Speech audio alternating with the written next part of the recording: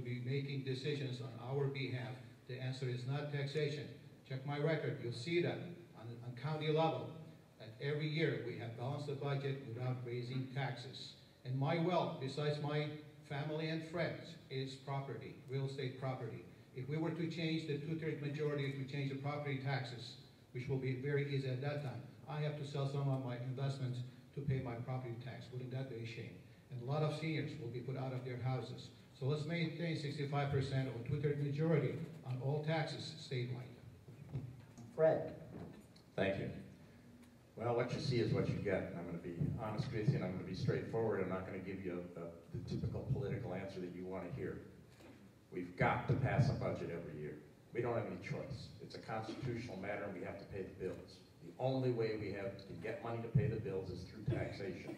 But I am on the City Council in Paso Robles and the Mayor Pro Tem, and we are one of the most fiscally conservative and responsible cities in the state of California. And we're living within our means, and I will do the same thing in Sacramento and fight for it.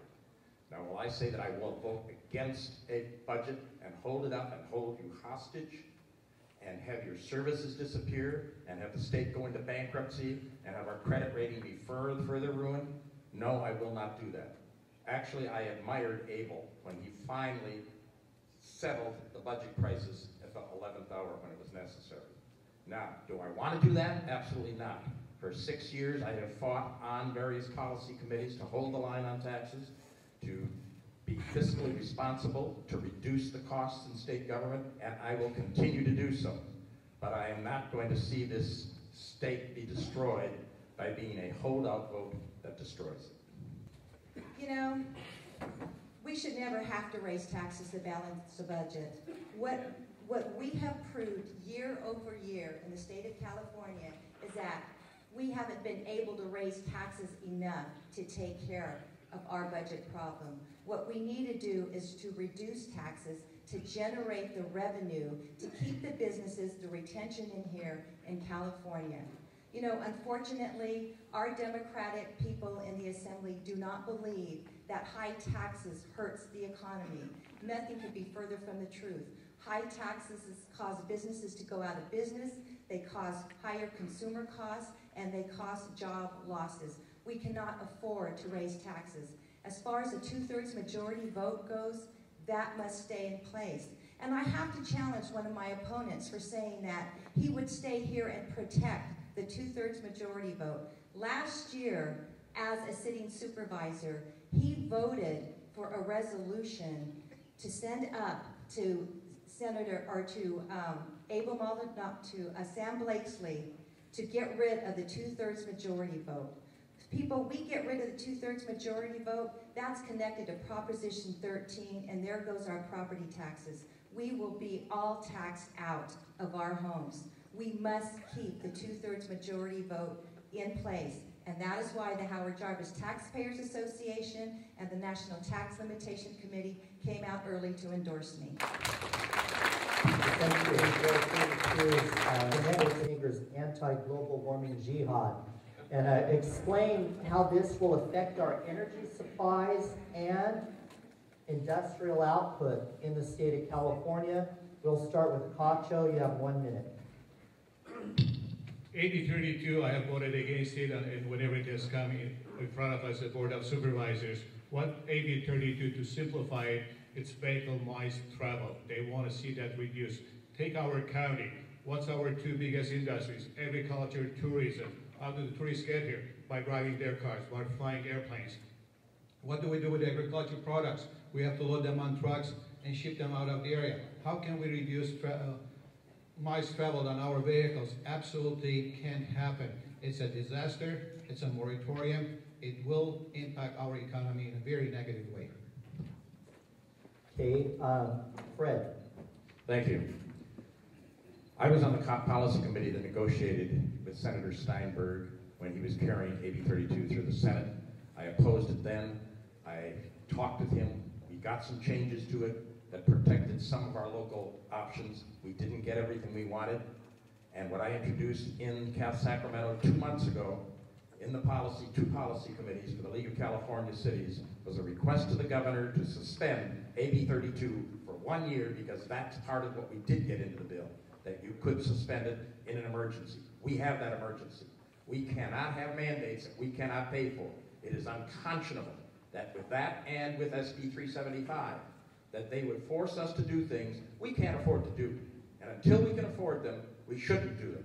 Now, I encourage conservation, but not mandated and forced conservation that we can't afford. We should do what we can afford and what is reasonable, and that should be our prerogative as United States citizens and Californians. Etta.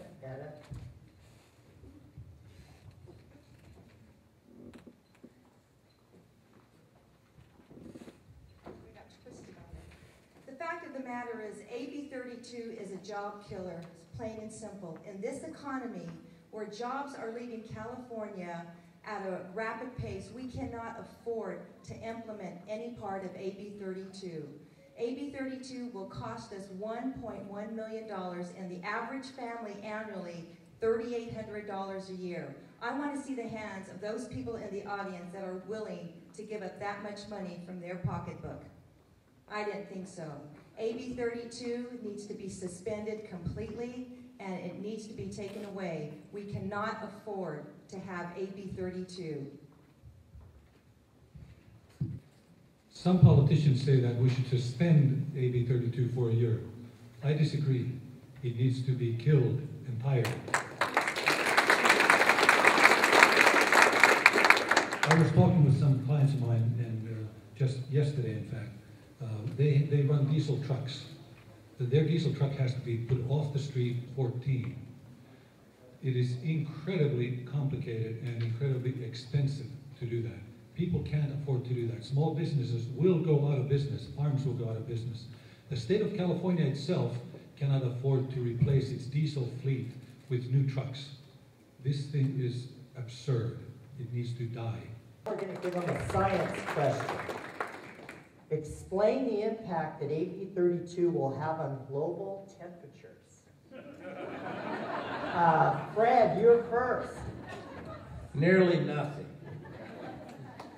That's a real short answer. No, when I said I introduced that resolution, there's a reason. I'm a realist. I've been working with government for 40 years, and I can make all kinds of wild statements. I'm going to kill this, I'm going to do that. But if you don't have a majority vote there, you're not going to get it done. I know how to get it done incrementally, and that's why I can go there and do it for you on AB 32 and everything else, because we will take it in the direction that we need to take it, and we will win over enough reasonable people on every side of the aisle to do so. And it can be done. I've done it before.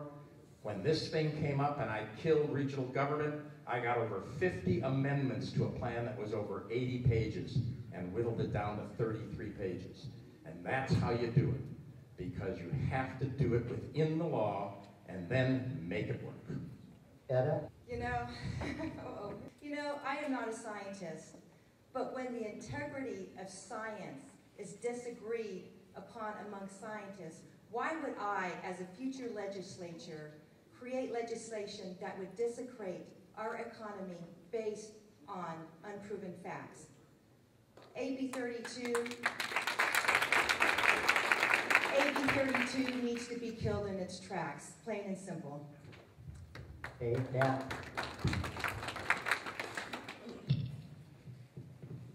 The answer to your question, I believe, is that it would change the environment to approximately 0.2 degrees in the next 40 years. It is, it's unmanageable. It is literally junk science. If you go on my website, you'll find out something very interesting. I went to look at the to 2 weather reporting stations, one at Cal Poly and one at Paso Robles, to see where they were sited. And the siting is on areas where the government itself says that if you put them on certain places, they introduce an error of up to 8 degrees Fahrenheit. Well, guess what? The one in Paso Robles, in your city, sits on a concrete pad, and it has been introducing an error of 8 degrees Fahrenheit for the last several decades. That's, if we get junk information in, we get junk science out. Katcho.